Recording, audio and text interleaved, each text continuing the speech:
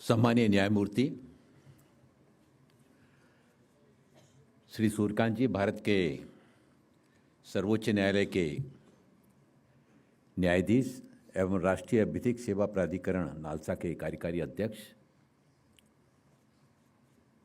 श्री अमित यादव जी, सामाजिक न्याय एवं अधिकारिता मंत्रालय के सचिव महोदय जी, यहाँ पर उपस्थित राष्ट्रीय विधिक सेवा प्राधिकरण के सभी अधिकारीगण, सामाजिक न्याय एवं अधिकारिता मंत्रालय के अधिकारीगण, अधिवक्तागण, हमारे बीच में उपस्थित वरिष्ठ नागरिकगण, हमारे young students, print media, electronic media के हमारे साथीगण, इतना भावनाओं से ओतप्रोत संबोधन अभी सम्मानीय न्यायमूर्ति सूर्यकांत जी का हम और आप सभी ने उनका मार्गदर्शन सुना। मैं सुन रहा था और गुन भी रहा था। न्यायमूर्ति होने के साथ साथ समाज के प्रति उनके मन में कितने दायित्व की भावना है। समाज के प्रत्येक वर्ग के प्रति उनका चिंतन उनके वाक्यों से उद्धृत हो रहा था। आज का ये अवसर एक विधिक आयोजन के साथ ही साथ संवेदना और न्याय का अद्भुत संगम है। जब हम विचार करते हैं कि एक राष्ट्र के रूप में हम उन वरिष्ठ नागरिकों के प्रति कितने कृतज्ञ हैं, कितने संवेदनशील हैं, जिन्होंने अपने जीवन का सबसे सर्वोच्च, सबसे सशक्त काल अपने परिवार के निर्माण के लिए, समाज के निर्माण के लिए और राष्ट्र के निर्माण के लिए अब समर्पित किया।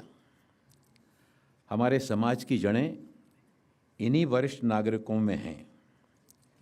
जैसा कि कहा जाता है कि जब नींव मजबूत होती है तभी स्थायी इमारत बनती है और समृद्ध भी होती है। भारत की संस्कृति में वृद्धजनों का आदर केवल परंपरा और नहीं है, बल्कि जीवन और मूल्य है। आज की तकनीकी में सम्मानीय न्यायमूर्ति जी ने इस बात को उद्धृत किया। आज के तकनीकी और शहरी वातावरण के बढ़ते परिस्थितियों ने हमारे सामाजिक ताने बाने में एक बहुत बड़ा बदलाव लाया है। पारिवारिक ढांचे में एक बहुत बड़ा परिवर्तन आया है और उसमें देखने में आता है हमारे इर्द गिर्द, हम जिस बस्ती में रहते हैं वहाँ पर अगर हम नज़र डालेंगे तो कई वरिष्ठ हमको अकेलेपन का शिकार नजर आते हैं। ओल्ड एज होम की परिकल्पना ये हमारी पूरब की संस्कृति का हिस्सा कभी नहीं था। ये ओल्ड एज होम की परंपरा तो पश्चिम का सोच है, पाश्चात्य देशों से ये परंपरा आई है। हमारे यहाँ तो संयुक्त परिवारों की परंपराएं रही हैं। परिवार में अगर 4 और 5 भाई होते थे तो संयुक्त रूप से रहते थे। एक भाई व्यापार की गतिविधियां देखता था, एक कृषि कार्य देखता था, एक भाई सभी भाइयों के जो बच्चे, उन बच्चों के एडमिशन कब होना है, उनकी ड्रेस कब आना, उनकी पुस्तकें कब आना है, एक भाई सामाजिक संबंधों का निर्वाह करता था। लेकिन कालांतर के चलते जो हम देख रहे हैं कि सामाजिक ताने बाने में जो बहुत बड़ा परिवर्तन देखने में आ रहा है, जैसे ही हमारे युवा की नौकरी लगती है वो अपनी गृहस्थी अलग बसा लेता है। फिर उसका सोच, उसका चिंतन माता और पिता से हटकर अपनी गृहस्थी तक सिमट के रह जाता है। अभी इसी महीने में मैं माउंट आबू गया था। ब्रह्म कुमारी संस्थान के साथ में सामाजिक न्याय अधिकारिता मंत्रालय ने एक MOU किया है वरिष्ठ नागरिकों के प्रति उस क्षेत्र में कार्य करने के लिए, उनको उनका अधिकार दिलाने के लिए, सम्मान दिलाने के लिए, सुरक्षा दिलाने के लिए। ब्रह्म कुमारी संस्थान ने भी सारे देश में उन्होंने अपनी शाखाओं के माध्यम से एक अभियान चलाया है। उन्होंने एक ओल्ड एज होम वहाँ पर प्रारंभ किया है। उस ओल्ड एज होम में जाकर मैं जब वहाँ रहने वाले वरिष्ठ नागरिकों से मैं जब मिला, उसमें वेल एजुकेटेड सारे सीनियर पर्सन थे वहाँ पर। कोई डॉक्टर था, कोई वकील था, कोई इंजीनियर था, कोई लेफ्टिनेंट था। ऐसे सब वरिष्ठ नागरिक वेल एजुकेटेड वहाँ पर मिले, वहाँ पर एक वरिष्ठ नागरिक हमको ऐसे भी मिले जिन्होंने अपनी पूरी उम्र विदेश में नौकरी करके अथाह पैसा कमा के, लेकिन जब वो सेवानिवृत्त हुए तो उन्होंने कहा ये पैसा हमारे काम का नहीं है, ये पश्चिम राष्ट्र की ऊंची गगनचुंबी इमारतें हमारे काम की नहीं हैं, भारत माता हमको बुला रही है और आखिरी समय हम अपने वतन की मिट्टी में, अपने देश में हम निकालना चाहते हैं। मैंने उनसे बात की तो मैंने कहा कि आपके पास तो बहुत पैसा था, आपके पास पैसे की कमी भी नहीं। उन्होंने कहा मेरा एक बेटा और एक बेटी, बेटा न्यूजीलैंड चला गया, बेटी ऑस्ट्रेलिया में जॉब कर रही है, मेरी पत्नी का निधन हो गया है, मैं अकेला, लेकिन भारत ये मेरा देश है। मैं जिस गांव में रहता था, पड़ोसियों से मेरे पारिवारिक संबंध थे, एक आत्मीयता का रिश्ता था। घर के बाहर बैठते थे तो सारे गांव के लोग हमसे आकर के एक पारिवारिक रिश्ते की भावना के साथ बात करते थे। हम विदेश में रहते हैं, लेकिन विदेश में वहाँ पर हमारे ऊपर कौन रह रहा है, हमारे बाजू में कौन रह रहा है, हमारे अंदर हमको कोई कष्ट है, अगर हमको बीमारी है, हमको कोई पूछने वाला नहीं है। पैसा जीवन में आवश्यक है, लेकिन पैसा ही जीवन में सब कुछ नहीं है, उन्होंने कहा, और ये जीवन का कटु सत्य है। हमारे बीच में से कुछ बुजुर्ग जो अकेलेपन का शिकार हो रहे हैं, कुछ आर्थिक रूप से निर्भर हैं, कुछ डिजिटल युग की जो जटिलताएं हैं उनसे संघर्ष कर रहे हैं। और ऐसे समय में राज्य की, न्यायपालिका की और समाज, इन तीनों की ये सामूहिक जिम्मेवारी बनती है कि वृद्धावस्था को केवल का जीवन का अंतिम चरण नहीं, बल्कि सम्मान और आत्मनिर्भरता का काल बनाया जाए। न्यायमूर्ति साहब ने बहुत अच्छी बात कही थी। पुलिस को, सामाजिक संगठनों को और समाज को, सबको मिलकर इस दायित्व को पूरा करने के लिए आगे आना होगा। भारत के संविधान के अनुच्छेद 41 में राज्य को ये दायित्व सौंपे गए हैं कि वह वृद्धजनों के लिए सार्वजनिक सहायता, सुरक्षा और कल्याण की नीतियां बनाएं। और इसी संवैधानिक भावना से प्रेरित होकर 2007 में माता पिता एवं वरिष्ठ नागरिकों का भरण पोषण और कल्याण अधिनियम ये लागू किया गया। अब यह अधिनियम भारतीय पारिवारिक मूल्यों का विशेष रूपांतरण है, जहां स्नेह और कर्तव्य को न्याय का स्वरूप दिया जाता है। हम लोग पब्लिक के बीच में जाते हैं, कई बुजुर्ग ऐसे मिलते हैं, उन्होंने अपनी संपत्ति बेटों के बहू के नाम पर कर दी, और वो संपत्ति हस्तांतरण कर देने के बाद बेटे और बहू का व्यवहार बदल जाता है। कई बार जब वो छोटी छोटी परेशानियों के लिए जब वो बात करते हैं तो बेटा कहता है कि आप और मतलब बहू और आप जानिए, मुझे इतनी व्यस्तताएं हैं, मेरे ऊपर इतनी जिम्मेवारियां हैं, मैं छोटी छोटी बातों के लिए कहाँ ध्यान देता रहूँगा। मेरे सामने ऐसे प्रसंग आते तो मैं कहता हूँ, सरकार ने, कानून ने आपकी सुरक्षा के लिए, आपके सम्मान के लिए, आपकी आत्मनिर्भरता के लिए इसके लिए प्रावधान किया है। और चलिए मैं मदद करने के लिए आगे आ रहा हूँ, वो संपत्ति आपको वापस मिलेगी, आपके बेटे के विरुद्ध मैं पुलिस में केस करवाता हूँ। माँ का हृदय क्या कहता है? माँ की ममता आड़े आ जाती है। माँ कहती नहीं नहीं नहीं नहीं, बेटे के ऊपर केस मत करवाना, बेटे को बंद मत करवाना। यानी सारे अभावों के साथ जूझने के बावजूद भी बेटा मदद नहीं कर रहा है, बहू ध्यान नहीं दे रही है, लेकिन इसके बावजूद भी अगर बेटे के विरुद्ध कार्रवाई करने की बात आती है तो कहते नहीं, हमको बेटे के विरुद्ध कार्रवाई नहीं करना है।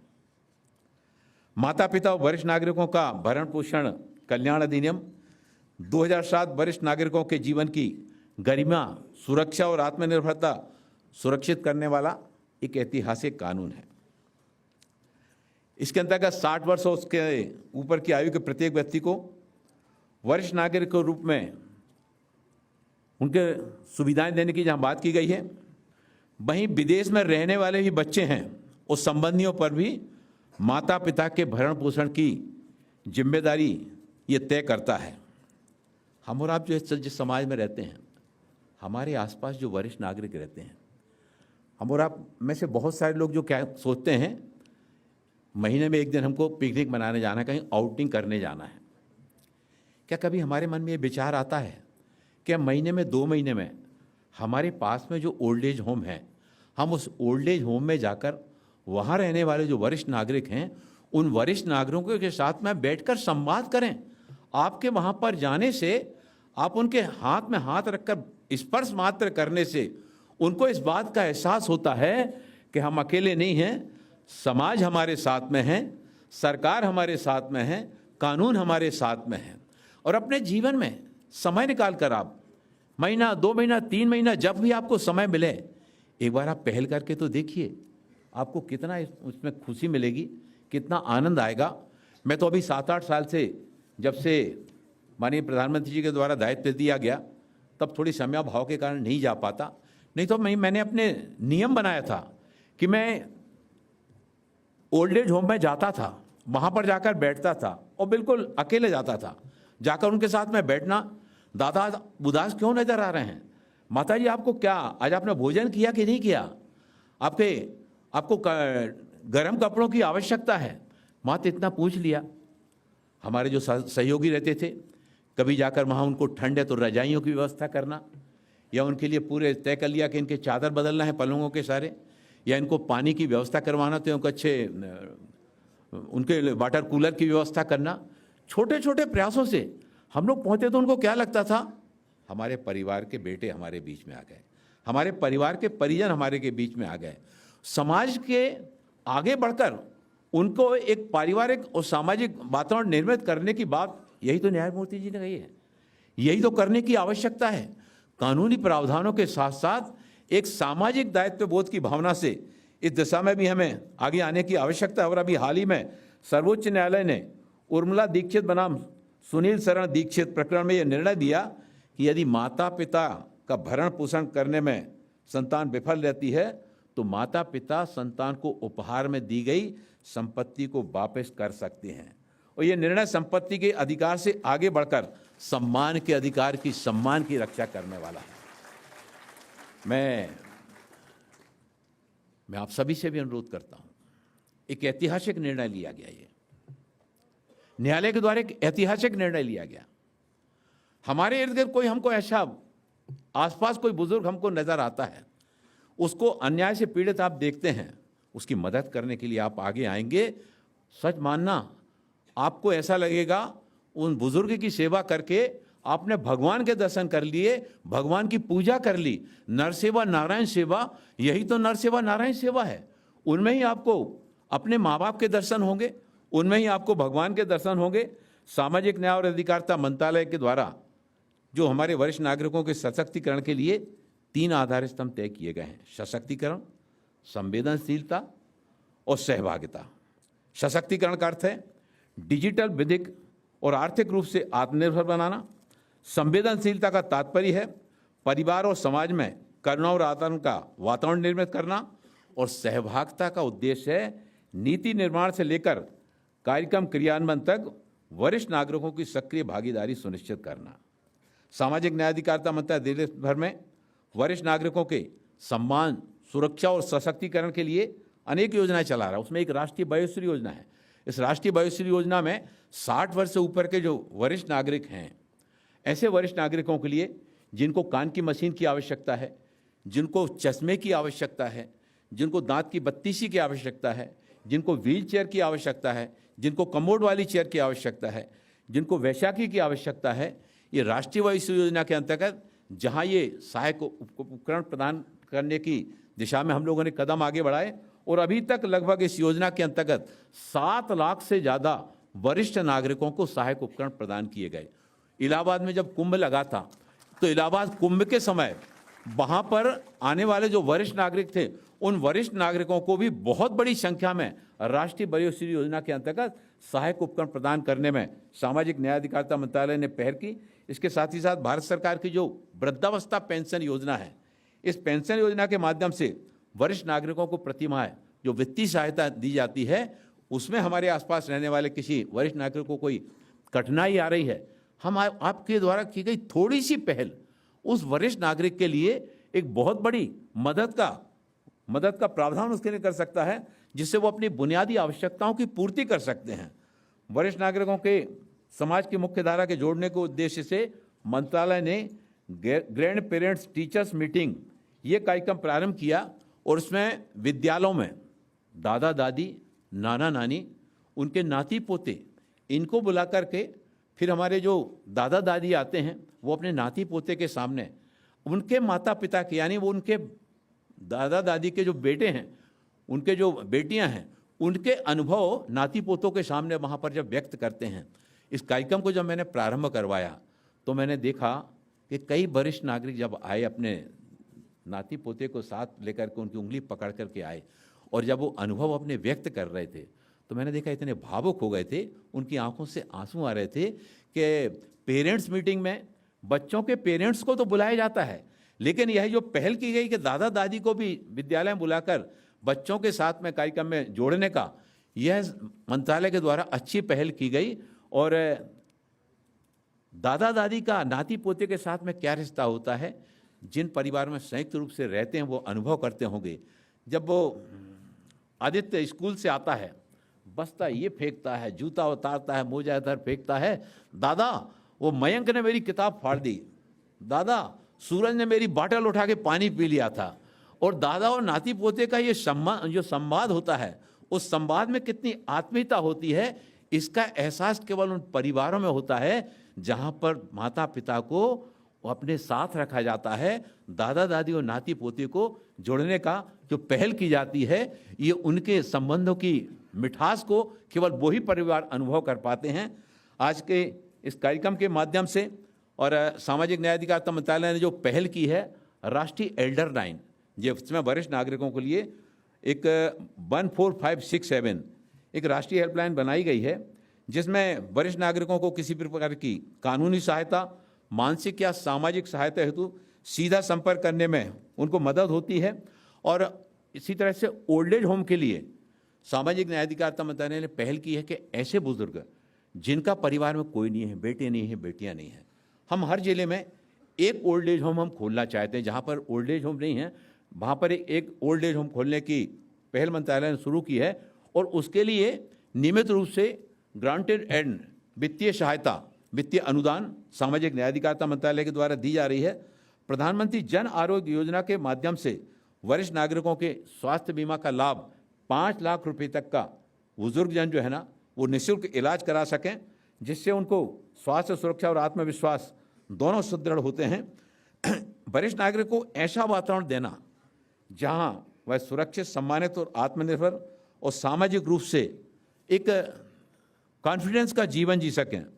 हमारा विश्वास है कि वृद्धावस्था कोई समस्या नहीं है, बल्कि जीवन का उत्सव मनाने का अध्याय है।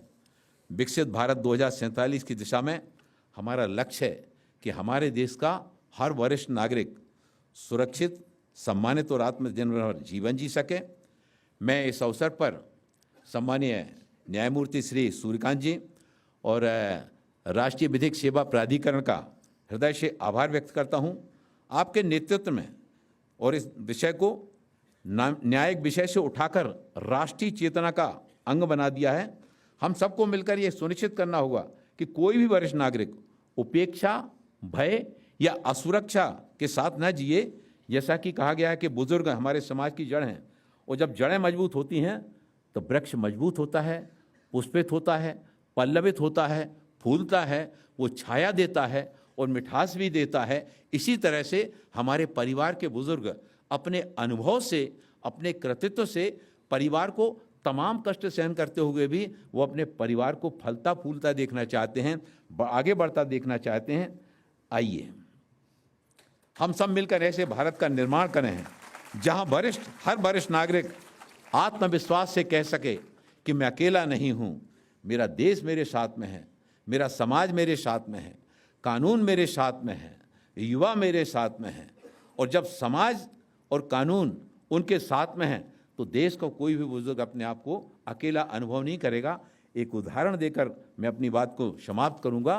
मैं अभी झांसी से आ रहा था और झांसी से गतिमान एक्सप्रेस में ग्वालियर से एक बहुत बुजुर्ग सज्जन अपने बेटे के साथ उसमें ट्रेन में चढ़े। ट्रेन में आने के बाद वो बुज़ुर्ग बैठे, उनका बेटा भी बैठा। थोड़ी देर ट्रेन चलती है, ट्रेन चलने के बाद उनका बेटा सो जाता है। वो बुज़ुर्ग कुछ समय के पश्चात उनको वॉशरूम जाने की इच्छा होती है, उठते हैं, लड़खड़ाते हैं, तो उनके गैलरी के बाजू में जो दूसरा व्यक्ति बैठा था, युवा बैठा था, वो युवा फौरन उठ के खड़ा होता है, उनको उनकी बाहें थामता है और पकड़ के उनको ले जाता है। उनका बेटा सो रहा है, लेकिन वो बाजू में बैठा हुआ, दूसरी सीट पर बैठा हुआ युवा उनको पकड़ कर ले जाता है। पीछे फॉरेनर्स बैठे थे। आगरा स्टेशन से बहुत बड़ी मात्रा में गतिमान एक्सप्रेस में फॉरेनर्स बैठते हैं। उन्होंने देखा, जब इस दृश्य को देखा, वो आपस में चर्चा करने लगे। बुज़ुर्गों का सम्मान इंडिया में ग्रेट है बोले। वो आपस में जब उन्होंने चर्चा कहा तो मुझे लगा कि ये उदाहरण केवल उस घटना के लिए नहीं, ये हम और आप सभी को प्रेरणा देने वाला है कि हमारे आसपास कहीं कोई जब हम ऐसा दृश्य देखें तो अपने वरिष्ठ बुजुर्गों को, वरिष्ठ माताजी को, उनको सहयोग करने में हम संकोच ना करें, बल्कि आपके द्वारा की गई पहल, उनके द्वारा दिया गया आशीर्वाद न जाने आपको कहाँ फलीभूत होगा। इस 2 लाइन के साथ मैं अपनी वाणी को विराम देना चाहता हूँ कि मैं बड़ी ही सावधानी से अपना कदम उठाना चाहता हूँ।